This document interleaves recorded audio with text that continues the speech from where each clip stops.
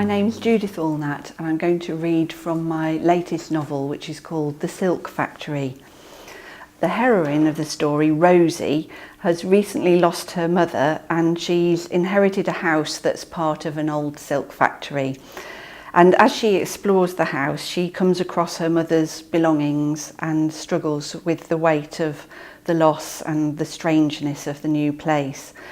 Finally, she reaches the room at the top of the house, which was once the workshop in the factory, full of men weaving and women and children winding bobbins. And I'm going to read from that point. Rosie's head began to ache with the effort of refusing to give in to weeping. She put the heels of her hands over her eyes and held them there for a minute, willing the headache not to develop into one of the full-blown migraines that had afflicted her off and on ever since she'd started the tablets from the doctor. It didn't work. When she took her hands away, the dull throb behind her eyes was still there, and she knew that if she turned on the lamp, she would recoil, and the pain would flower into a tight clamp around her forehead.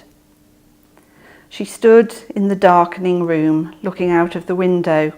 The row of gardens spread below her in the fading light, swings and a sandpit in Tally's garden, a bower with a seat in the garden on the other side, its pale green paint light against dark foliage, patio furniture and rows of vegetables in others. Most had some kind of fruit trees. 2 others had the ancient remains of old mulberry trees, like her own. From amongst plum and apple, mulberry and damson trees came the repetitive call of pigeons settling to roost. The far end of her garden was in shadow, the bent shape of the buddleia and the big mulberry tree casting deeper pools of shade. Rosie stiffened.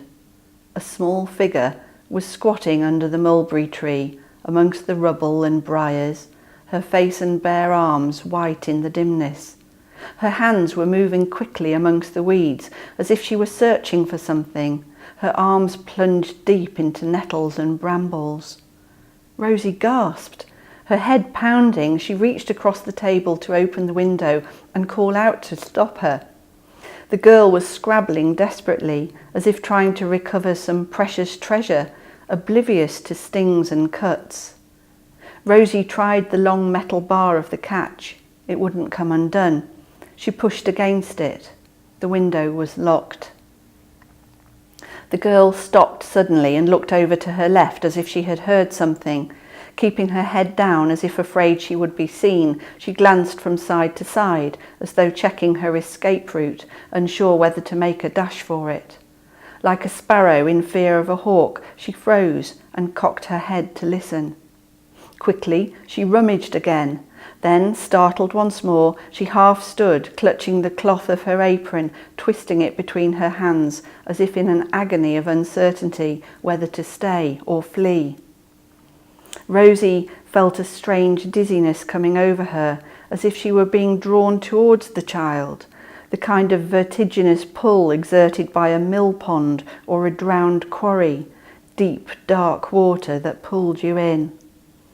Unable to tear her eyes away from the white oval of the child's face looking up at her, she felt about her for the key on the windowsill, and her hand met its cold shape.